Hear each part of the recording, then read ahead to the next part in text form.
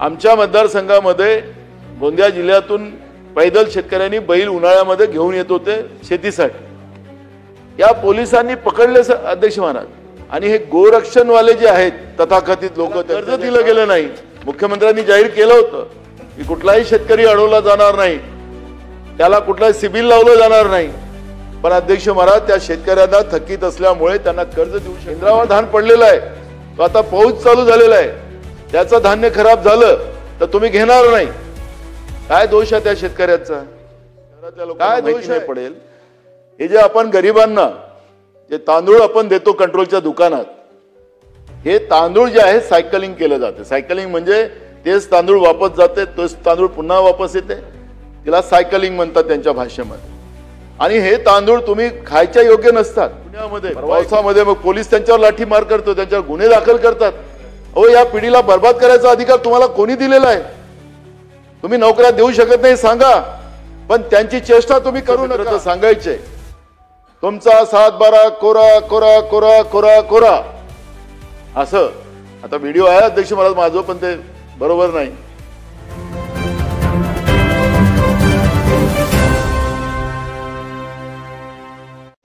अध्यक्ष महाराज 293 अन्वये मी महत्वाच्या विषयावर विरोधी पक्षाकडून आलेल्या प्रस्तावावर चर्चा करायला आणि सरकारला महाराष्ट्रामध्ये शेतकऱ्यांच्या ज्या आत्महत्या होतात आहेत, बेरोजगारांच्या आत्महत्या होतात आहेत, कामगारांच्या आत्महत्या होतात आहेत, निरपराधावर कारवाई करण्याचं काम या महाराष्ट्रामध्ये चाललेलं आहे। त्या पद्धतीच्या सूचना आणि त्याच्यामध्ये सुधार यावा हे मांडण्यासाठी मी अध्यक्ष महोदय या ठिकाणी उभा आहे। अध्यक्ष महाराज, शेतकऱ्यांच्या व्यथा इतक्या भयानक आहे की त्याला आता आवाळच फाटल्यासारखी परिस्थिती आज महाराष्ट्रामध्ये झालेली आहे। अध्यक्ष महाराज, काल आपण पाहिलं असेल की आमचे नेते राहुल गांधीजींनी जे सरकारने आकडे जे जाहीर केले 767 शेतकऱ्यांच्या आत्महत्या ज्या झालेल्या आहेत महाराष्ट्रामध्ये गेल्या 3 महिन्यात, त्याबद्दलचं एक ट्विट केलं आणि त्याच्यावर भाजपच्याच लोकांनी त्याच्यावर प्रत्युत्तर दिलं की तुम्ही कर्नाटकमध्ये बघा, बाकीच्या राज्यात बघा, त्याच्यापेक्षा महाराष्ट्र चांगला आहे। अशा पद्धतीची भूमिका त्या ठिकाणी मांडताना आपण पाहिला अध्यक्ष महाराज। शेतकरी कर्नाटकचा असो, शेतकरी उत्तर प्रदेशचा असो की महाराष्ट्राचा असो की राज्यातल्या कुठल्याही भागातला असो, देशातल्या कुठल्याही भागाचा असो, पण हा अन्नदाता आहे अध्यक्ष महाराज। आणि अन्नदात्याच्या व्यथेबद्दल जेव्हा भूमिका कोणी मांडतात तर याचा आणि त्याचा हा भाग वेगळा होत नाही अध्यक्ष। पण महाराष्ट्र हा वेगळं असं राज्य आहे की आपण छत्रपती शिवाजी महाराजांचा वारसा चालवतोय अध्यक्ष महाराज, महात्मा ज्योतिबा फुल्यांचा वारसा चालवतोय अध्यक्ष महाराज। आपण शेतकऱ्याचं आसूड पुस्तक भुजबळ साहेब महात्मा ज्योतिबा फुल्यांनीच लिहिलं। शेतकऱ्यावर होणाऱ्या अन्यायाच्या भावाचा आवाज पहिल्यांदा खऱ्या अर्थाने या देशामध्ये कोणी उचलला असेल तर महात्मा ज्योतिबा फुल्यांनीच उचलला। त्यांच्या व्यथा त्यांनी मांडल्यात। पण अध्यक्ष महाराज, ज्या महाराष्ट्रानं पूर्ण देशाला दिशा देण्याचं काम केलं, त्या महाराष्ट्रामध्ये शेतकऱ्यांच्या आत्महत्या वाढत चालल्या असतील तर याला हे कोणालाही भूषणावर राहू शकत नाही, हे तुम्ही आम्ही सगळ्यांनी मान्य केलं पाहिजे। पण अध्यक्ष महाराज, ही जी सगळी परिस्थिती आज आहे त्याला बिघडण्याचं कारण काय? तर त्याला सगळं दोष हा सरकारचा अध्यक्ष महाराज। मी एक एक मुद्दा देतो अध्यक्ष महाराज। अध्यक्ष महाराज, गेल्या वर्षीच्या पावसाळ्यात म्हणजे आता 1 वर्ष झालं, खरीप हंगामाचे पैसे मग तूर उत्पादक शेतकऱ्यांचे असेल, धान उत्पादक शेतकऱ्यांचे असतील, कापूस उत्पादक शेतकऱ्यांचे असतील, सोयाबीन उत्पादक शेतकऱ्यांचे असतील, अजूनपर्यंत या सरकारने दिले नाही। ऑनलाईनचं परवा आपण पाहिलं असेल अध्यक्ष महाराज की ऑनलाईनच्या माध्यमातून आम्ही देतोय, आकडे पण मोठे मोठे सांगण्यात आले आणि शेतकऱ्याला आम्ही एवढे पैसे दिलेत अशा पद्धतीने सांगितलं तर सत्ता पक्षाकडून बाका वाजवण्याचं काम झालं। अहो, शेतकऱ्यांनी पिकवलेलं धान्य आहे ते समर्थन मूल्याने खरेदी केलं गेलं पाहिजे, त्याच्यासाठी केंद्र सरकारने शेतकऱ्यांसाठी योजना काढलेली आहे आणि ते धान्य घेतल्यानंतर त्याला शेतकऱ्याला पैसे देणं हे भाग्य आहे। पण सरकारने ते पैसे काही न करता शेतकऱ्यांना दिले आणि म्हणून सत्ता पक्षाकडून बाका वाजवण्याचं काम झालं ते आपणही पाहिलं. अध्यक्ष महाराज 1 वर्षापासून तुम्ही शेतकऱ्याला पैसे दिले नाही. मी स्वतः शेतकरी अध्यक्ष महाराज, माझा कुठलाही काही व्यवसाय नाही अध्यक्ष महाराज, मी शेती करतो आजही. अध्यक्ष महाराज, मी पैसे जे शेतामध्ये टाकलेत ते पैसे या वर्षाला फसलीला आलेत आणि मग त्याच्यानंतर मग मी सगळं वर्षभराचं कामकाज त्याच्यामधून करतो. पण गेल्या 1 वर्षापासून माझ्या शेतकऱ्यांना पैसे मिळाले नाहीत पिकाचे अजूनपर्यंत. तो शेती कसं करणार अध्यक्ष महाराज? आपण पाहिलं असेल की लातूर जिल्ह्यामध्ये ज्या शेतकऱ्यांनी स्वतःला झुपून घेतलं आणि आमची ती भगिनी त्याला हाकताय तिथं आणि शेती करताय असं चित्र आलं. हे पूर्ण देशात गेलं, जगात गेलं चित्र अध्यक्ष महाराज. आणि हे चित्र गेल्यानंतर आपण पाहिलं असेल की राज्यातले सहकार मंत्री ते त्याच मतदारसंघातले जिथं घटनाही झाली, राज्याचे कृषी मंत्री तर ते गायबच झाले, कुठं आले तर पताच नाही, आता या अधिवेशनात दिसतच नाही.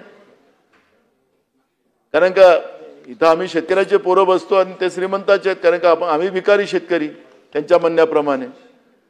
आणि अध्यक्ष महाराज, की ही जी सगळी परिस्थिती आपण पाहिली असेल तर त्याच्यामुळे लातूर जिल्ह्यामध्ये झालेली घटना महाराष्ट्रामध्ये या पद्धतीचं जे चित्र गेलं तर काय राज्याचं आणि ते छत्रपती शिवाजी महाराजांच्या महाराष्ट्राला खऱ्या अर्थाने शोभलं काय अध्यक्ष महाराज? आता तुम्ही जाऊन त्याचं कर्ज माफ करत असाल, आता जाऊन त्याला बैलजोडी घेऊन देत असाल. एक सिनेमातले ते काय कलाकार आहेत सूद नावाचे, त्यांनी काय आता बैलजोडी घेऊन द्यायला निघाले. मग महाराष्ट्रामध्ये शेतकऱ्यांनी स्वतःला झुपून घ्यावं आणि मग सरकार त्यांना मदत करेल, मंत्री जाऊन मदत करतील, हा प्रश्न या ठिकाणी निर्माण होतो. त्यांचं अभिनंदन करतो त्यांनी मदत केली त्याच्याबद्दल. पण मग सगळ्यांनीच या पद्धतीचं कृत्य करावं का? अध्यक्ष महाराज, या सरकारने कायदे केले, गोरक्षणाचा कायदा केला. आमच्या मतदारसंघामध्ये गोंदिया जिल्ह्यातून पैदल शेतकऱ्यांनी बैल उन्हाळ्यामध्ये घेऊन येत होते शेतीसाठी, या पोलिसांनी पकडले अध्यक्ष महाराज. आणि हे गोरक्षणवाले जे आहेत तथाकथित लोक, त्यांच्या ज्या शाळा आहेत, हे सरकार 50 रुपये त्यांना एका जनावरावर देतात, हे रोज काहीतरी एक घोषणा केली होती या सरकारने. मला वाटलं की प्रत्येक शेतकऱ्यांना आपण देणार आहात, त्याच्याकडे गाई म्हशी असतील, बैल असतील, पण तुम्ही त्या ज्या संस्था आहेत तथाकथित, त्या संस्थेमध्ये असलेल्या गाई म्हशींना काय बैलांना तुम्ही 50 रुपये त्याला रोज देतात, अशा पद्धतीचं काहीतरी तुम्ही योजना काढलेली आहे. हा, तथाकथितच म्हणावं लागेल, कारण की तथाकथित याच्यासाठी म्हणतोय भासाजी, याच्यासाठी म्हणतोय की पोलीसवाले आणि त्यांचं संगनमत आहे. शेतकरी आपले बैल पैदल आणतायत, त्यांच्या जो सगळे पासेस आहेत, सगळं असताना सुद्धा पोलीसवाल्यांनी त्यांचे बैल जप्त केलेत आणि जप्त करून त्या तथाकथित गोरक्षणवाले जे आहेत त्यांच्या तिथं ते बैल पाठवलेत. मला त्या आलेत माझ्याकडे, त्यांनी पावत्या दाखवल्या, सगळं दाखवलं. मी एसपीला फोन केला, एसपी म्हणाले तिथं मी सांगतो ठाणेदाराला, गोंदियाची गोष्ट आहे, गोंदिया जिल्ह्यातली. मग त्यांनी सांगितलं मी वापस करून देतो. तो तिथं गेल्यानंतर पोलीसवाले गेलेत, त्या पोलीसवाल्यांना सांगितलं, त्या गोरक्षणवाल्यांनी तथाकथितवाल्यांनी त्यांनी सांगितलं की आम्ही देणार नाही. तो कोर्टात गेला, खालच्या कोर्टाने सांगितलं की यांचं द्या यांना वापस, हे सगळे कागदपत्र आहेत. तो हायकोर्टात गेला, पोलिसाचा ऐकायला तयार नाही. म्हणजे सांगायचं तात्पर्य असं की तिथं गाई ते बैलच राहिले नाही, ते परस्पर विकून टाकलेत त्यानं. तथागतित शब्द मुद्दाम मी जाणून पुन्हा बोलतोय की हे तथागतित तुमचे गोरक्षणवाले हे कशा पद्धतीचा धंदा करतात आहेत, शेतकऱ्याला कसं लुटतात आहेत. शेतकऱ्यांच्या आत्महत्येचे कारण मी तुम्हाला मुद्दाम मोजतोय आणि तुम्हाला सुधारणा कसं करावं लागेल त्याच्यावर तर तुम्हाला उपाययोजना करावं लागेल. ह्या आरोप प्रत्यारोपाचा वेळ नाही. काल जे घटना झाली लातूर जिल्ह्यामध्ये हे कोणालाही भूषणावर राहू शकत नाही. पण ज्या पद्धतीनं या राज्यामध्ये शेतकऱ्याला लुबाडलं जाते, ज्या पद्धतीनं त्याची चेष्टा केली जाते, मी तुम्हाला सांगतो की मी शेतकऱ्यावर जिथं अन्याय झाला त्या अन्यायाचा आवाज उचलला. वेळ आली तर खासदारकी सोडली, हा नाना पटोले. खुर्चीची ही लढाई नाही, पण महाराष्ट्रामध्ये शेतकऱ्याचा अपमान सरकार करेल, सरकारमध्ये बसलेली लोक करतील, हे कदापि सहन केलं जाऊ शकत नाही. आणि म्हणून मी त्या दिवशी केलेली घटना ते मला काही आवडली नाही, मला ते आवडणारही पण नाही, ते कारण माझं ते काम नव्हतं. पण शेतकऱ्यांच्या भावना मला मांडायच्या होत्या, सरकार ऐकलं पाहिजे म्हणून इथं चर्चा आली आणि ही चर्चा आली आणि या चर्चेला काल आपण पाहिलं असेल, काल आपण पाहिलं असेल की सभागृहात मंत्री सुद्धा नाही, त्या अदृश्य लॉबीमध्ये तुमचे अधिकारी नाही, शेतकऱ्यांच्या बद्दलची काय मानसिकता तुमच्या सरकारची असेल हे काल आपण पाहिलंय. आणि म्हणून मी आपल्याला सांगतो की शेतकऱ्यांच्या भावना समजल्या तरी पाहिजेत, सांगायसाठी आम्ही उभा आहोत आणि आम्ही काय विरोधक नाही आहोत. इथं आपण त्यांना न्याय देण्यासाठी हे सभागृह आहे. आणि म्हणून मी आपल्याला सांगतो की ज्या पद्धतीने या शेतकऱ्यांची चेष्टा आणि ज्या पद्धतीनं पोलीस प्रशासन आणि या व्यवस्थेच्या माध्यमातून आताच कैलाश पाटलांनी जो मुद्दा मांडला ते त्याच पद्धतीचा प्रकार आहे की पोलीस आणि शेतकरी आता हा मुका जानवर झालेला आहे. त्याला कोणी यावं कोणी मारून जाऊन काही बोलावं अशी परिस्थिती या महाराष्ट्रामध्ये झालेली आहे. हे काही बरोबर नाही. खरीप हंगामाचे पैसे अजूनपर्यंत आपण दिले नाहीत. अध्यक्ष महाराज, हे पैसे व्याजासकट मिळाले पाहिजे. परवा पण हा प्रश्न विधानसभेत आला होता अध्यक्ष महाराज, कारण की कारण मार्चच्या पहिले हे पैसे आपण भरले नाहीत अध्यक्ष महाराज, तर त्या शेतकऱ्याला जे घेतलेलं कर्ज व्याजासकट भरावं लागतं. मग या शेतकऱ्यांना अगर मार्च मध्ये पैसे त्याच्या पहिले मिळाले असते, डिसेंबर मध्ये यांनी धान्य विकलं, पण त्याचे पैसे तुम्ही अजूनपर्यंत दिला नाहीत. बँकेचं व्याज सुरू झालेलं आहे, ते थकीत राहिलेले आहेत आणि ते थकीत राहिल्यानंतर त्याला कारण सांगून त्याला कर्ज दिलं गेलं नाही. मुख्यमंत्र्यांनी जाहीर केलं होतं की कुठलाही शेतकरी अडवला जाणार नाही, त्याला कुठलाही सिबिल लावलं जाणार नाही. पण अध्यक्ष महाराज, त्या शेतकऱ्यांना थकीत असल्यामुळे त्यांना कर्ज देऊ शकला नाहीत आणि पर्यायाने त्याला सावकाराकडे जावं लागलं. आणि म्हणून हे पैसे व्याजासकट आपण दिले पाहिजे. मी धान उत्पादक शेतकऱ्यांच्या भागातला प्रतिनिधी आहोत अध्यक्ष महाराज. आमच्याकडे रब्बीमध्ये सुद्धा धान घेतलं जाते अध्यक्ष महाराज. रब्बीच्या धानाचं खरेदी सुद्धा केंद्र सरकारने मान्यता दिली आणि त्या आधारावर आमच्या भागात केंद्र उघडले गेले. अध्यक्ष महाराज, अजूनपर्यंत जेवढं शेतकऱ्यांचं धान पिकलं यावेळेस ते सरकार घ्यायलाच तयार नाही. तिथं केंद्रावर भुजबळ साहेब केंद्रावर पडलेलं आहे, मार्केटिंग फेडरेशनच्या आदिवासी तुमचे जे आहेत तिथं पडलेले आहेत. त्याला अजूनपर्यंत तुमच्या विभागाकडून त्यांना मान्यता दिली जात नाही. केंद्रावर धान पडलेलं आहे, तो आता पाऊस चालू झालेला आहे, त्याचं धान्य खराब झालं तर तुम्ही घेणार नाही. काय दोष आहे त्या शेतकऱ्याचा? काय दोष आहे? त्यांनी शेतीमध्ये काम करणं त्याचा दोष आहे. त्याचं पिकवलेलं धान्य तुम्ही घ्यायला तयार नाही. आज 2300 रुपये धानाचं समर्थन मूल्य असेल तर त्याला बाजारामध्ये 500 रुपये पडल्या भावाने कमी भावानं त्याचं धान घेतला जात. 500 रुपये पर क्विंटल त्याचं नुकसान होते. तुम्ही बोनसची गोष्ट करताय, बोनस तुम्ही 500 रुपये पण देत नाही, पण त्याच्या पर क्विंटलवर 500 रुपये नुकसान करण्याचं पाप तुमचं सरकार करते. काय तुम्ही हे केंद्र आता जे केंद्रावर जे धान घेतलं ते पूर्ण घेणार काय? त्याचं उत्तरही आपल्याला द्यावं लागणार आहे. नाही तर मग शेतकऱ्यांनी पिकवायचं. आमच्याकडे एक म्हण आहे, शेतकरी पिकला आणि ढमका विकला.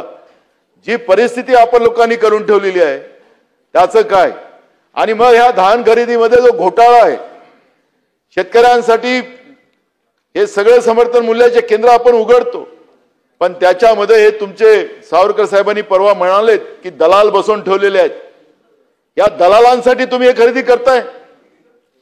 दलाल हे प्रत्येक आपल्या पद्धतीनं केंद्रावरचे धान घेऊन टाकतात, त्याला मिलिंगसाठी देतात. आपण मागच्या अधिवेशनामध्ये तुमच्याकडे तुम्ही नव्हतात त्यावेळेस, भुजबळ साहेब मंत्री, त्यांच्याकडे खातं होतं अजितदादांकडे. अजितदादांनी सांगितलं होतं की आम्ही चौकशी करू गडचिरोलीच्या जिल्ह्याच्या बाबत. त्याची स्पेसिफिक माहिती आम्ही दिली आणि चौकशी करून मग कारवाई करून तुमची मीटिंग लावू. मीटिंगचं मला एक पत्र आलं की या तारखेला मीटिंग आहे. मग आमच्या इकडे पण व्यापारी आहेत ना तुमच्या पक्षामध्ये काही गोंदियातले, त्यांनी काहीतरी प्रेशर केला म्हणाले. माननीय मुख्यमंत्र्याकडे काही अजून नवीन उद्योगपती आता घुसले तिकडे, त्यांनी जाऊन काहीतरी सांगितलं आणि ते मीटिंग रद्द केली.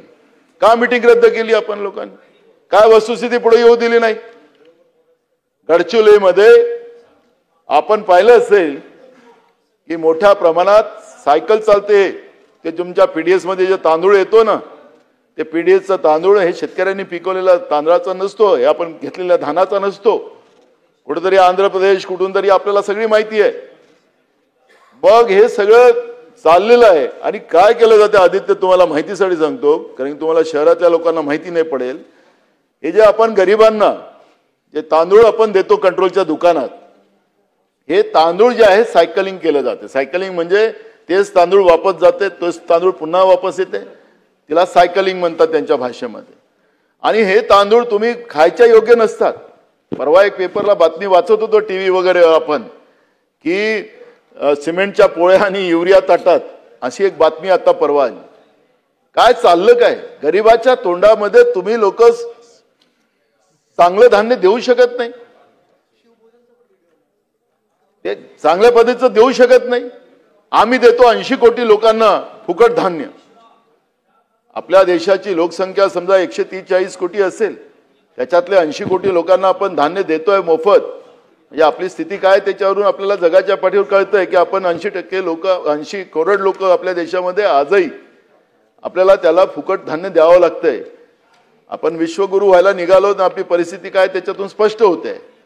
पण जे गरिबांना धान्य आम्ही देतोय ते व्यापाऱ्यांच्या घशामध्ये सगळेच्या सगळं मलिंदा टाकायचा आणि मलिंदा टाकून त्या व्यापाऱ्याच्या फायद्यासाठी आम्ही ही योजना चालवतो काय, हा प्रश्न या निमित्ताने या ठिकाणी उभा झालेला आहे. भुजबळ साहेब आपल्याला उत्तर द्यायचं या प्रकरणाचं की गडचिरोलीमध्ये चाललेल्या या धान घोटाळ्याची. कारण की आपण काही लोकांवर कारवाई केली पण ते जुने प्रकरण काढले, त्यांचे पोहा मिलाचे होते. जे मी तक्रार केली होती त्याच्यावर तर तुम्ही लक्ष घातलं नाही दादांनी, आणि त्याच्यामुळे या सगळ्या प्रकरणाची चौकशी आणि कारवाई ही मी मागतच राहणार आहे. मी कागद दिलेले आहेत, तुम्हाला कागद पाहिजे तर अजून कागद देणार, पण पिच्छा सोडणार नाही.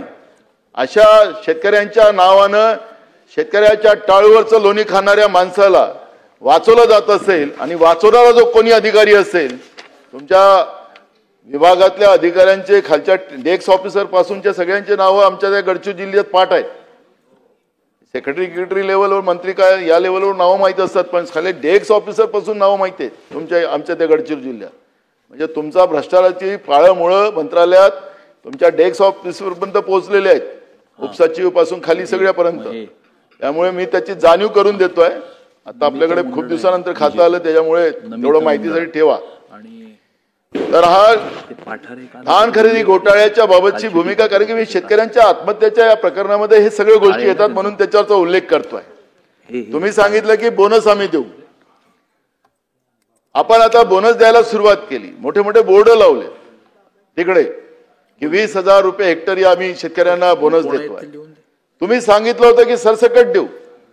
तुम्ही आमच्या बरोबर मंत्री होतात आमचं सरकार असताना उद्धव ठाकरे साहेबांचं, त्यावेळेस आपण सरसकट बोनस दिला होता 700 रुपये पर क्विंटल. तुम्ही 20,000 रुपये क्विंटल 20,000 हेक्टरीच्या हिशोबाने तुम्ही आता घोषणा केली. तुम्ही 400-450 रुपये पर्यंत देते, 700 रुपये पडत नाही. ते आता तर वाढायला पाहिजे होतं सगळ्या गोष्टीला, पण हेही पण आपण सरसकट देत नाही आहे. हे आपण काय केलं, हे आता तरी ज्यांनी केंद्रावर धान विकला त्या शेतकऱ्यांना आता त्यांना आता तुम्ही बोनस देतात. म्हणजे तिथेही शेतकऱ्यांची फसवणूक आपण केली.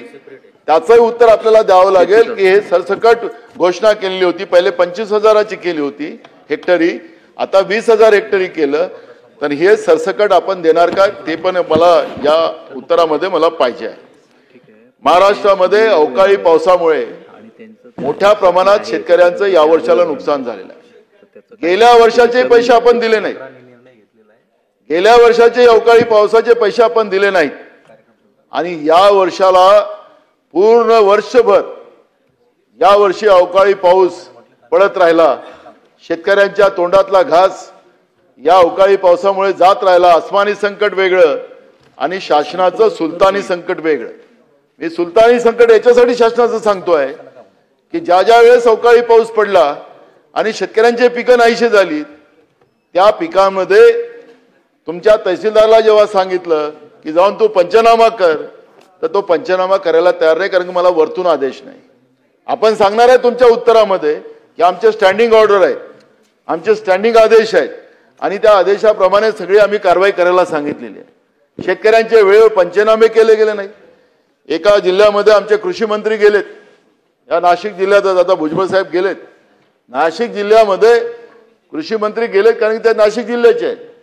ते अवकाळी पाऊस पडल्यानंतर काही दिवसानंतर गेले, जिथपर्यंत शेतकऱ्यांनी ते सगळे शेतीतलं आपला कचरा सगळं साफ केलं आणि दुसऱ्या शेतीची तयारी करत होते, त्यावेळेस हे गेले तर का मी आता या ढेपलांची पाहणी करू? अरे ज्यावेळेस पाऊस पडला, ज्यावेळेस अवकाळी पाऊस पडला, त्यावेळेस शेतकऱ्यांचं जे नुकसान झालं आणि त्या नुकसानाचं पाहणी करायचं तात्काळ केली पाहिजे। तुम्ही उशिरा जाणार आणि म्हणा आता ढेपलाची पाहणी करू। अरे किती जखमावर मीठ चोळणार शेतकऱ्यांच्या तुम्ही? काही मर्यादा आहेत की नाही? आणि म्हणून मी तुम्हाला सांगतो की शासनाचं धोरण असेल, पण ते धोरण फक्त कागदावर असेल तर त्याचा उपयोग नाही।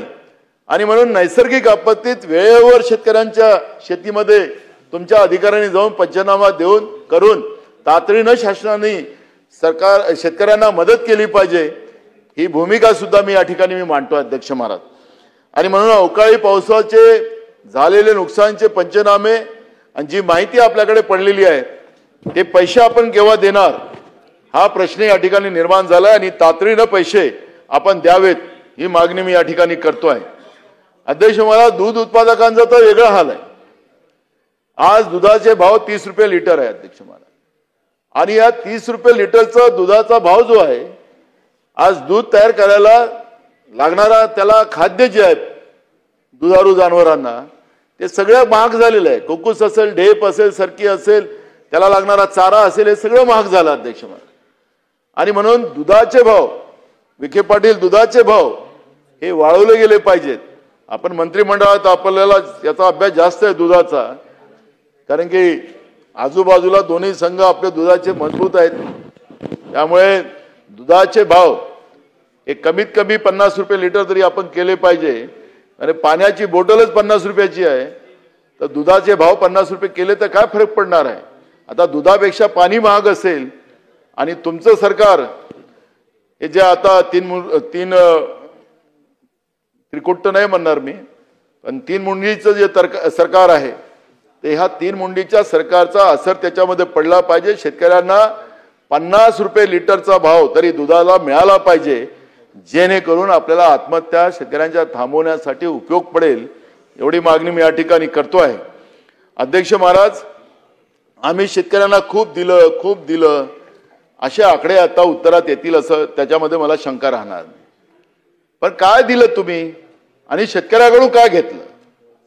आता शेतकऱ्यांकडून तुम्ही काय घेता, कारण तुम्ही दिलेलं सांगणार आहात, त्याच्यामुळे मी काय घेतात त्याच्यावरचं मी या ठिकाणी थोडक्यात माहिती मांडतो।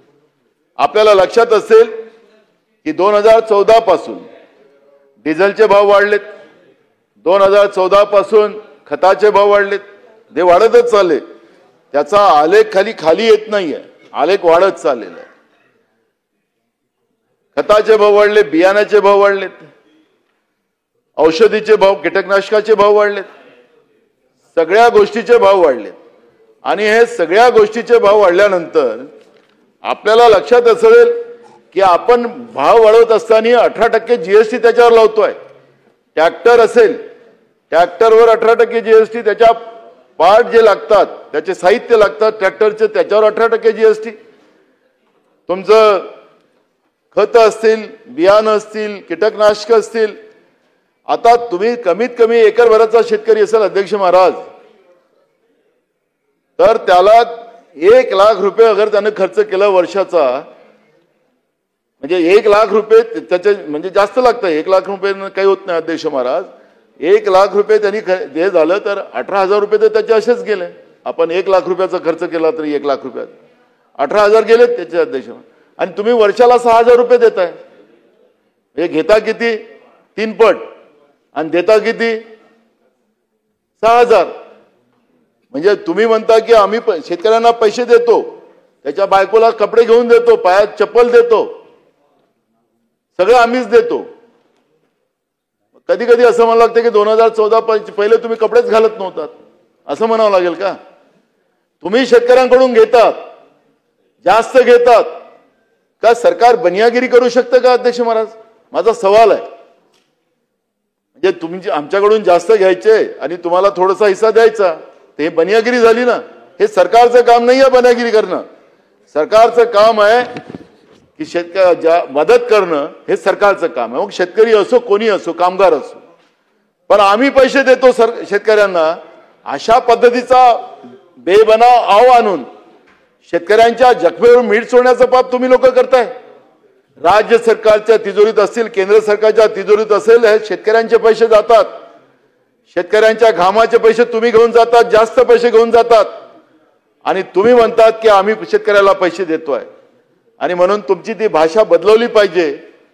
आणि शेतकऱ्यांना अगर भाषा बदलवायची असेल तर शेतकऱ्यांना लावलेले हे जीएसटी आपण आहात, हे सगळ्या जीएसटीतून शेतकऱ्याला मुक्त केलं पाहिजे.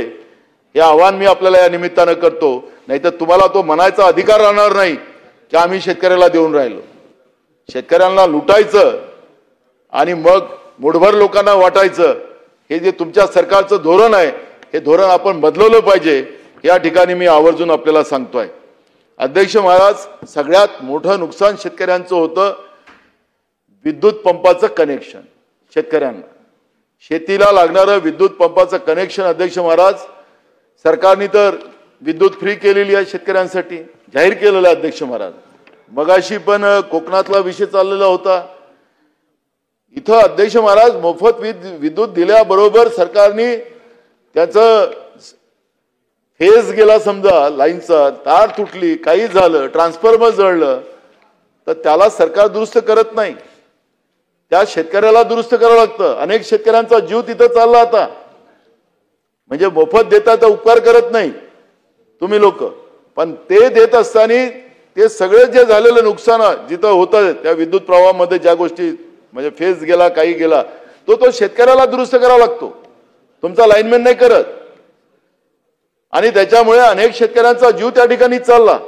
आणि तुम्ही विद्युत जे देता शेतकऱ्यांना 8 तास देतात. तर 8 तास देत असताना याच्यामध्येही अध्यक्ष महाराज भेदभाव कसा. आता आमचा भंडारा जिल्हा आणि बावनकुळे साहेबांचा मतदारसंघ हा आजूबाजूलाच आहे. तिथं 24 तास विद्युत आणि आमच्या शेतकऱ्यांना 8 तास विद्युत. इथं 8 तास विद्युत आणि त्या 8 तासही पूर्ण मिळत नाही. त्याच्यातही तर फेजचा गेला की झालं. आणि परवा काहीतरी काल तुमचे सदस्य भाषण करत होते इथं की आम्ही आता दिवस रात्र शेतकऱ्यांना विद्युत देतोय. अरे खोटं कशाला बोलताय. कोणी आता इथं ग्रामीण भागातले आमदार आहेत, कोणीतरी सांगावं ना की शेतकऱ्यांना 24 तास विद्युत तुमची मिळते का. हे मानत असतील. एक आमदार काल बोलत होते सत्ता पक्षाचे, शेतकऱ्यांना 24 तास विद्युत नाही आहे. तुम्ही असं बोलून त्यांच्या जखमेवर मीठ चोरताय. अध्यक्ष महाराज, शेतकऱ्यांना रात्री 12 वाजता लाईन चालू करायला जावं लागतं. साप असेल, विंचू असतील, जंगली जनावर असतील, याच्यातून ते कसं तरी मार्ग काढतात, रात्र जगतात. शेतकऱ्यांच्या तब्येती खराब व्हायला लागल्यात. पण तुम्ही लाईनच्या व्यवस्थेमध्ये सुधार केला पाहिजे. आणि अध्यक्ष महाराज, मी तुम्हाला सांगतो की या सरकारने शेतकऱ्यांना शेती पंपाचं कनेक्शन इलेक्ट्रिकचं देणं बंद केलं. आता हे सौर ऊर्जा देतात आहे. काल आमचे विजय वडेट्टीवार सांगत होते त्याप्रमाणे अध्यक्ष महाराज, आमच्याकडे धानपट्ट्यामध्ये हे सौर ऊर्जेचे पंपाचं काही काम नाही. आता जेवढे लावले होते ते सगळे उडून गेले. आता हे कनेक्शन देत नाही इलेक्ट्रिकचं. त्यामुळे नाईलाजानं शेतकऱ्यांना हे सौर ऊर्जा घ्यावं लागत आहे. पण ते काही उपयोगी ठरत नाही. पण 48,000 राज्यातल्या शेतकऱ्यांनी सौर ऊर्जेच्या पंपाचे पैसे भरून ठेवलेले आहेत. कालच तुमचे सत्ता पक्षाचे आमदार ज्येष्ठ सुधीर मुनगंटीवार अर्ध्या तासाच्या चर्चेमध्ये बोलत होते. 48,000 शेतकऱ्यांचे पंप तुम्ही सौर ऊर्जेचे कनेक्शन दिले नाहीत. गेल्या 7 महिन्यापासून दिले नाहीत. 20-20 हजार रुपये शेतकऱ्यांनी भरून ठेवलेले आहेत. काय चेष्टा करायला लागले तुम्ही. तुमचे सत्ता पक्षाचे ज्येष्ठ आमदार मंत्री सुधीर मुनगंटीवार या सभागृहात बोलतात आहेत, तरी या सरकारला लाज वाटत नाही. आम्ही तर आरोप करतोय असं तुमचं म्हणणं आहे, पण तुमचे आमदार, तुमचे माजी मंत्री या सभागृहात सांगतात आणि तरी सुद्धा तुम्ही सौर ऊर्जाचं हे करताय. कशासाठी करताय सौर ऊर्जा. कोण आहेत हे लोक. किती कमिशन खातात तुम्ही त्यांच्याकडून. द्या ना कोणाला सौर ऊर्जा, सांगा ना. तुमच्या इथं लावा विधान भवनावर सौर ऊर्जा, मंत्रालयात लावा. पण शेतकऱ्यांना तुम्ही या पद्धतीची जबरदस्ती करायचा अधिकार काय तुम्हाला. शेतकरी काय चोर आहे, डाकू आहे? तो अन्नदाता आहे, तो तुमचा बाप आहे. त्याच्यावर अशा पद्धतीच्या चेष्टा करणं, त्याला प्रत्येक गोष्टीवर त्रासवणं हे काही बरोबर नाही. आणि म्हणून माझी मागणी या ठिकाणी आहे, अध्यक्ष महाराज, मगाशी मी सांगितलं की आमच्याकडे 8 तास तेही मिळत नाही आणि बावनकुळेंच्या मतदारसंघामध्ये मंत्री महोदयांच्या मतदारसंघात 24 तास. अध्यक्ष महाराज, एक नाव घेत नाही अध्यक्ष महाराज, वरच्या सभागृहाचे एक सन्माननीय सदस्य आहेत, त्यांनी गेल्या वर्षी आमच्या भागामध्ये जमीन घेतली अध्यक्ष महाराज. आणि जमीन घेतली आणि त्यांनी काय केलं अध्यक्ष महाराज, म्हणजे ओ विखे पाटील साहेब, तुम्ही लिहून ठेवा बाबा, मुख्यमंत्री महोदयाला तुम्हाला सांगायचं आहे. अहो सावे साहेब, तुम्ही खास आहे, हे नाही आहे तेवढे खास, तुम्ही जास्त खास. तर अध्यक्ष महाराज, हे जे सन्माननीय सदस्य आहेत, या सन्माननीय सदस्यांनी आपल्या बंगल्यासाठी, बंगल्याच्या नावाने डीपीडीसी मधून सेपरेट लाईन घेऊन गेले. 19 लाख रुपये डीपीडीसी मधून खर्च केले. भंडारा जिल्ह्यातले सांगतो, भंडारा सन्माननीय सदस्य वरच्या आपल्या सभागृहातले नाही, त्याच्यामुळे त्याचं नाव घ्यायचं कारण. अध्यक्ष महाराज, 19 लाख रुपये डीपीडीसी मधून घेतले. काय संबंध? डीपीडीसीचे पैसे एका व्यक्तिगत माणसासाठी खर्च करायचे काही नियम सरकारने केलेत. आणि अध्यक्ष महाराज, नवीन विद्युत कनेक्शनची मागणी करताना त्याचे सगळे माझा जो कागद आहे, आपण त्याला योग्य वेळेत पोस्टमॉर्टम त्याचा अजून करू. त्याला कलेक्टर पासून सगळे लोक अडचणीत येतील त्याच्यामध्ये. काय मुख्यमंत्र्यांनी फोन केला होता का कोणी केला होता तर तेही आपल्याला आणू पुढं. आता त्याला नाही, जेव्हा मुख्यमंत्री उत्तर देतील त्यावेळेस बोलेल. त्याला भार दाखवला 5 केव्हीचा आणि त्यासाठी त्याला 25 केव्हीचा ट्रान्सफॉर्मर लावायचं त्याला परवानगी दिली आणि ते पैसे डीपीडीसी मधून दिले. आणि अध्यक्ष महाराज, ते त्याच्या बंगल्यावरचा जो भार काही दाखवला त्यांनी अध्यक्ष महाराज, तो भार असा दाखवला, त्याचे कागद आहेत माझ्या अध्यक्ष महाराज माझ्याकडे. आणि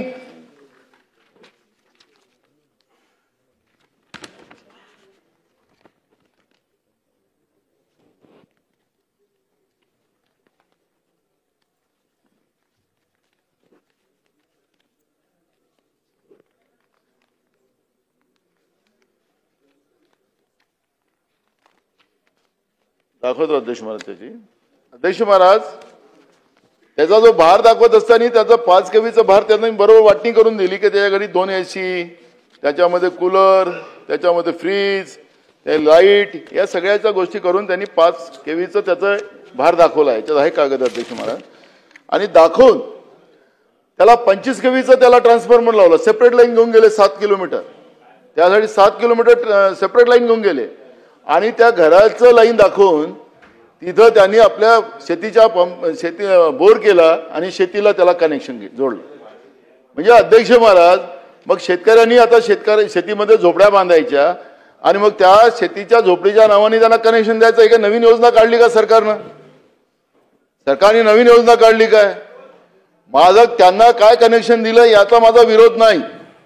माझं म्हणणं एवढंच आहे की तुम्ही संपूर्ण शेतकऱ्यांना जसं विशेष व्यवस्था तुम्ही तुमच्या आमदारांसाठी करतात सत्ता पक्षाच्या, तसं शेतकऱ्यांसाठी काही विशेष व्यवस्था आपण करणार का?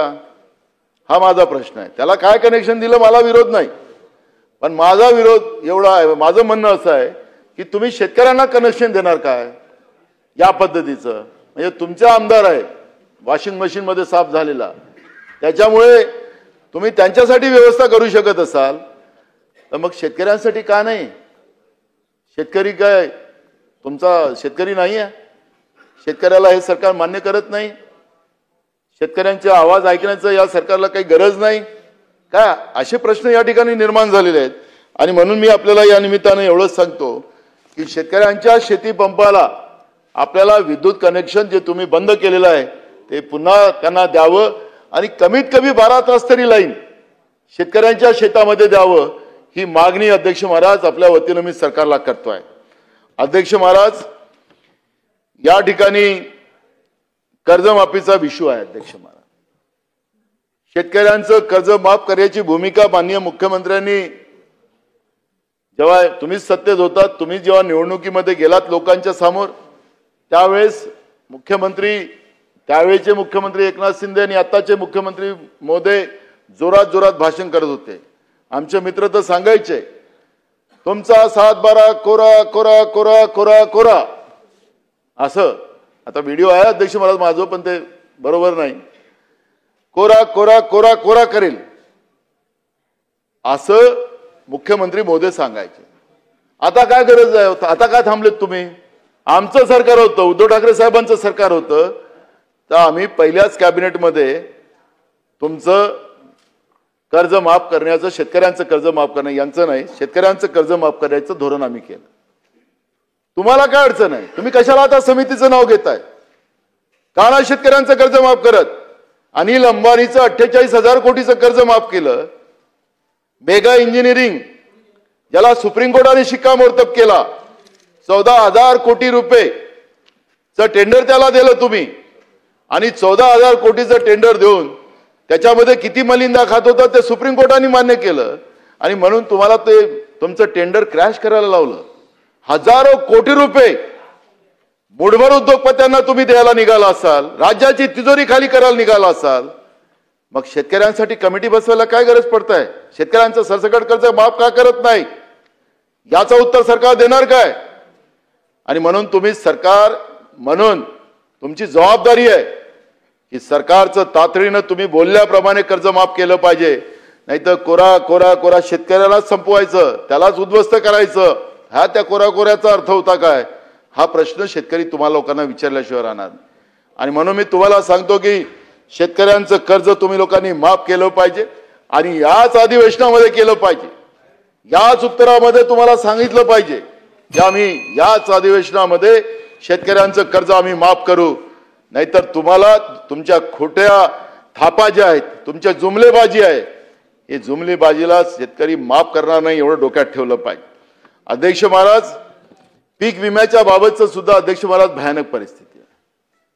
सरकारची तिजोरी मुठभर ज्या पीक कंपन्या आहेत त्यांना लुटून दिली जाते. शेतकऱ्यांना फायदे काय होतात अध्यक्ष महाराज? आपल्याला लक्षात असेल अध्यक्ष महाराज की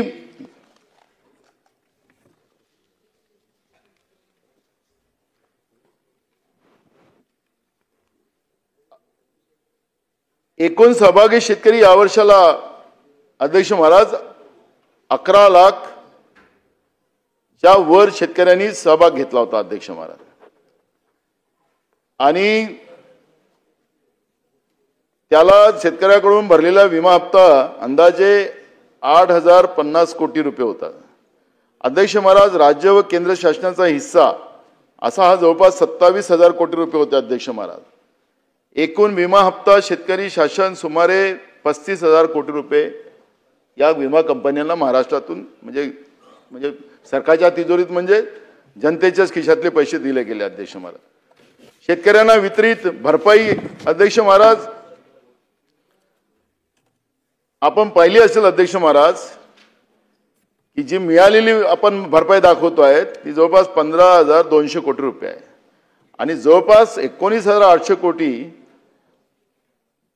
ज्या आहेत त्या अध्यक्ष महाराज अपुरा परतावा म्हणजे त्या कंपन्यांकडे, म्हणजे कंपन्या प्रॉफिटमध्ये चालल्यात विखे पाटील साहेब, आणि आम्ही शेतकऱ्यांच्या नावानं या मूठभर कंपन्यांना पैसे देतोय. ते काय आपलं काही मॅच फिक्सिंग आहे का काय, त्याचं उत्तर आपण दिलं पाहिजे. आता हे दावे शेतकऱ्यांचे मंजूर होण्याचे प्रमाण जे आहे ते फार काही नाही आहेत. आपण पाहिलं असेल की प्रत्यक्ष दावे आणि ज्या पद्धतीनं कारण सांगून शेतकऱ्यांचे प्रकरण त्यांचे दावे नाकारले कसे जातात त्याचाही अनुभव आपल्याला सगळ्यांना, कारण आपण सगळे ग्रामीण भागात मी त्या आकडेवारीत जाणार नाही. आपण आता 1 रुपयाची विमा पद्धती बंद करून टाकली. आता शेतकऱ्यांनी विमा काढायचा आता पुन्हा चालू केलंय. आता त्याच्यासाठी तुमचे मंत्री म्हणाले की भिकाऱ्यासारखी योजना होती, भिकाऱ्याला भीक घेत नाही 1 रुपयाचं, हे अमरावतीत म्हणालेत आपल्या सावरकर साहेब तिकडे. त्यामुळे तेही बंद आपण केली. अध्यक्ष महाराज, या सगळ्या परिस्थितीला आपण पाहिलं तर आता हे जे आता तुम्ही नवीन दर जे लागू केलेत विम्याचे, खरीप पिकांसाठी 2%, रब्बी पिके असतील तर त्याला 1.5%, बागायत पिकं असेल तर त्याला 5%. म्हणजे तुम्ही शेतकऱ्यांचे सगळे पैसे आता ह्या विमा कंपन्यांना लुटून द्यायचा निर्णय घेतलाय का, हा पण या ठिकाणी मुद्दा उपस्थित होतो आहे अध्यक्ष महाराज. आणि म्हणून मी आपल्याला या निमित्तानं सांगतोय की शासकीय आणि विमा कंपन्यांचा सहभाग जो आहे 2016 पासून 8 वर्षात महाराष्ट्रात विमा हप्ता जमा 52,969 कोटी आणि परत दिलेली भरपाई जी आहे 36,350 कोटी आणि त्याच्यातही आपण पाहिलं की 16,600 कोटी रुपयाचा फायदा त्या कंपन्यांना झालेला आहे. अध्यक्ष महाराज, हे पैसे मिळालेत कोणाला? आता नांदेड, बीड अशा जिल्ह्यांच्या कथा आपल्याला सगळ्यांना आता ऐकायला मिळतात. या सगळ्या कथेमध्ये आपल्याला एक गोष्ट पाहायला मिळते अध्यक्ष महाराज की उत्तर प्रदेशच्या शेतकऱ्यांना नांदेडमध्ये पीक विमा मिळाला. शासकीय जागेमध्ये विमा दाखवला जातोय, पण ज्या शेतकऱ्यांचं नुकसान होत आहे त्या शेतकऱ्यांना आपण पीक विमा देतच नाही. हे आकडे जे मी सांगतोय दिलेले पैशाचं सांगतोय, पण वास्तविक काय झालं? 40 मिनिटं झाली. हो द्या ना, काय साहेब आपल्या मागे पण आहेत ते काय आहे? हा,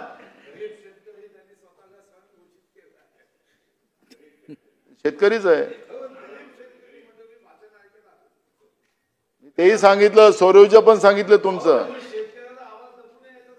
हा येस सांग करूच ना अध्यक्ष महाराज. मी ते नसताना त्यांचं नाव घेतलं केलं ना, साठम साहेब पाहिलं ना अध्यक्ष महाराज. तर अध्यक्ष महाराज, या ज्या विमा कंपन्या आहेत या विमा कंपन्या कसं सरकारची तिजोरी लुटते आणि शेतकऱ्याला कसं लुटते त्याचं मी उदाहरण आपल्याला सांगितलं. अध्यक्ष महाराज, मी अवकाळी पावसाचं मगाशी सांगत होतो अध्यक्ष महाराज. अवकाळी पावसामुळे शेतपिकाचे मोठ्या प्रमाणात नुकसान झाले असून नुकसानीचे पंचनामे पूर्ण झाले आहेत असं सरकारचं म्हणणं आहे. अवकाळी पावसामुळे राज्यात 34,760 हेक्टर क्षेत्रावरील पिके बाधित झाली असून 82,999 शेतकऱ्यांचे नुकसान झालेले आहे. या नुकसानीपोटी राज्य सरकारने 100 कोटी रुपयाच्या मदतीचा प्रस्ताव तयार केलेला आहे. मदत आणि पुनर्विभागाची याच्याकडे ते गेलेलं आहे. अवकाळी पावसामुळे नागपूर विभागात सर्वाधिक नुकसान झालेले आहे. 10,095 हेक्टरवरील 26,287 शेतकऱ्यांचे नुकसान त्या ठिकाणी झालेले आहे अध्यक्ष महाराज. या नुकसानपोटी सुमारे 27 कोटी रुपयाच्या मदतीचा प्रस्ताव तयार केलेला आहे. कोकणातही 3,188 हेक्टर क्षेत्र बाधित झालं आणि 9,259 शेतकरी नुकसानग्रस्त त्याच्यामध्ये आहेत अध्यक्ष महाराज. पुणे महसूल विभागात 2,692 हेक्टर क्षेत्र बाधित झाले आणि 12,229 शेतकऱ्यांचं नुकसान त्या ठिकाणी मान्य केलेलं आहे. जवळपास 41 लाख रुपयाचा प्रस्ताव पडलेला आहे. अवकाळी पावसामुळे 34,760 हेक्टर क्षेत्रावरील पिके बाधित झाल्याचे समोर आले असून 82,999 नुकसानग्रस्त शेतकऱ्यांना सुमारे 100 कोटी रुपयाची मदत देण्याचे प्रस्तावित. मला एक कळत नाही अध्यक्ष महाराज, हे जे नुकसानाचा जे प्रस्ताव आपण तयार करतो हे कुठला आधार घेतो? त्यांची झालेल्या पिकांचं नुकसान जे असते त्या पिकाचं नुकसानाचं कुठल्या आधारावर त्याला किती खर्च लागला, त्याचं पिकाचं उत्पन्न काय येणार होतं, त्याला 2 पैसे कसे मिळणार होते, पण त्याला कमीत कमी कसे पैसे मिळेल. आता मी एवढे आकडे वाजले, त्याला फक्त 100 कोटी रुपये तुमचे प्रस्तावित आहेत. हजारो कोटी रुपयाचं शेतकऱ्यांचं नुकसान झालं आणि त्याच्या मोबदल्यात त्याला 100 कोटी रुपये देणार अजूनपर्यंत मिळाले नाही. पण अध्यक्ष महाराज, ते सगळे देत असताना शेतकऱ्याला हे वाटतं की निसर्गही माझ्यासोबत नाही आणि सरकारही माझ्यासोबत नाही आणि मग तिथं शेतकरी आत्महत्या करतो अध्यक्ष महाराज. आणि म्हणून सरकारने पहिलं प्राधान्य हे शेतकऱ्यांना द्यावं ही मागणी मी या सभागृहात करतो अध्यक्ष महाराज. आणि झालेल्या शेतकऱ्यांच्या नुकसानीच्या भरपाईच्या बाबत सरकारने तातडीनं त्याला मदत करावी अशा पद्धतीची मागणी मी या ठिकाणी पुन्हा करतो अध्यक्ष महाराज. आपल्याला लक्षात असेल अध्यक्ष महाराज की महाराष्ट्रामध्ये बेरोजगारीचं प्रमाण, कारण आमच्या ठरावामध्ये बेरोजगारीचा पण विषय आम्ही मांडलेला आहे. अध्यक्ष महाराज, बेरोजगारीचं प्रमाणही मोठ्या झपाट्याने महाराष्ट्रात वाढत आहे. महाराष्ट्राची आता ओळख हे बेरोजगारांचा महाराष्ट्र अशा पद्धतीची ओळख सुरू झाली. अध्यक्ष महाराज, आपण पाहिलं असेल की एमपीएससीच्या परीक्षा आपण घेतो. आता क्लार्कच्या जागा ते एमपीएससीच भरतात. अध्यक्ष महाराज, या ठिकाणी म्हणजे हजारो मुलं मुली परीक्षा देतात आणि परीक्षा झाल्या की ते कोर्टात प्रकरण चाललं जात. एमपीएससी मध्ये जे काय आता सदस्य निवडले केलेत त्यांचे नावं आलीत, परवा पेपरला वाचत होतो, ते सगळेच्या सगळ्यांवर काही ना काही आरोप आहेत. आता हे सगळं तुम्ही जे या सुशिक्षित बेरोजगारांना ज्या पद्धतीने फसवताय, नोकरीचा आमिष दाखवून, जसं काही चिटफंड कंपन्या येतात पैसे डबल करणारे, तसं तुम्ही नोकरीचा आमिष दाखवून या पोरींना त्यांच्या शिकलेल्या मुला मुलींना फसवताय का?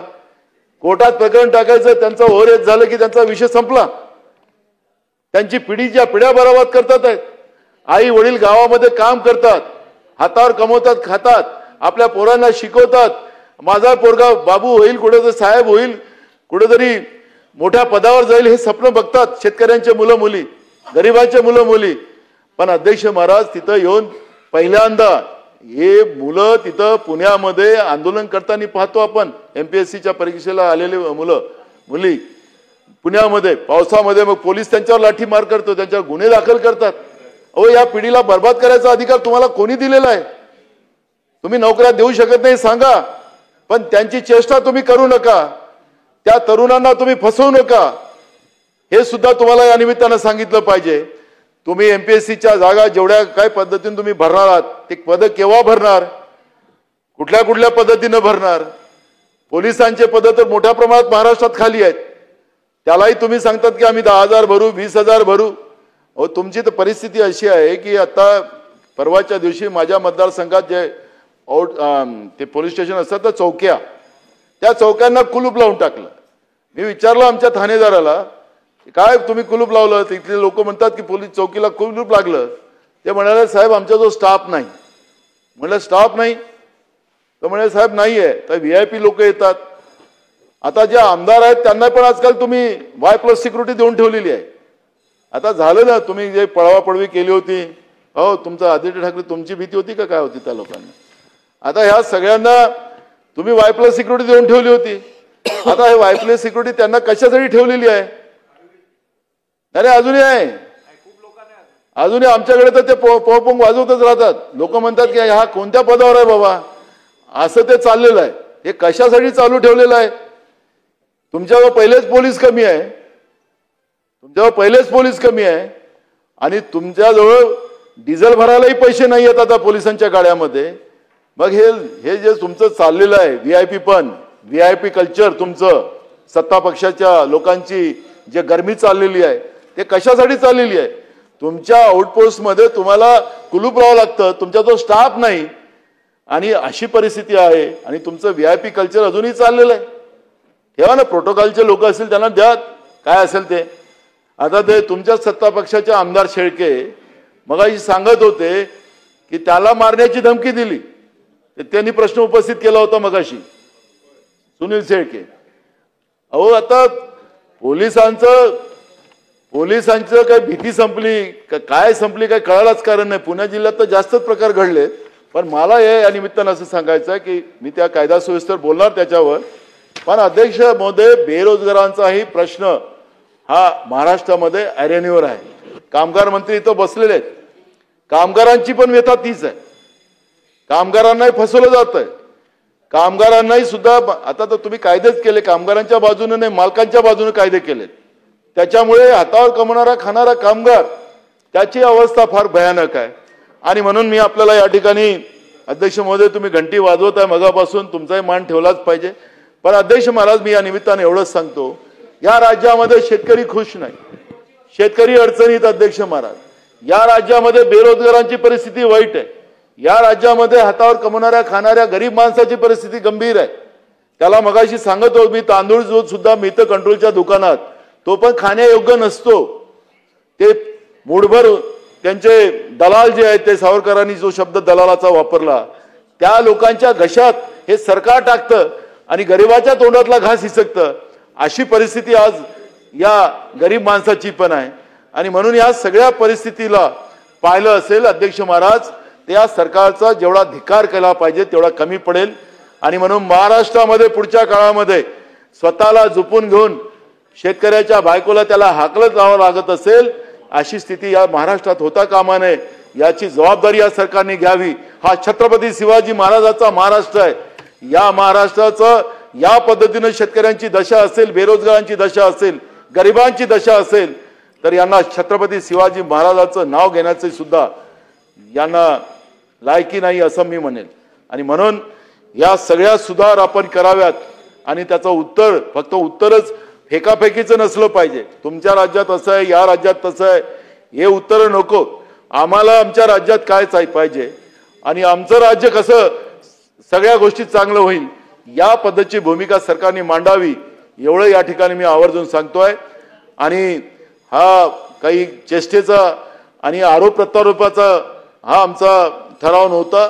ही जी वस्तुस्थिती आज महाराष्ट्रामध्ये चाललेली आहे त्या वस्तुस्थितीला मी या ठिकाणी मांडण्यासाठी उभा झालेलो. अध्यक्ष महाराज, आपण मला बोलण्याची संधी दिली त्याबद्दल आपला धन्यवाद.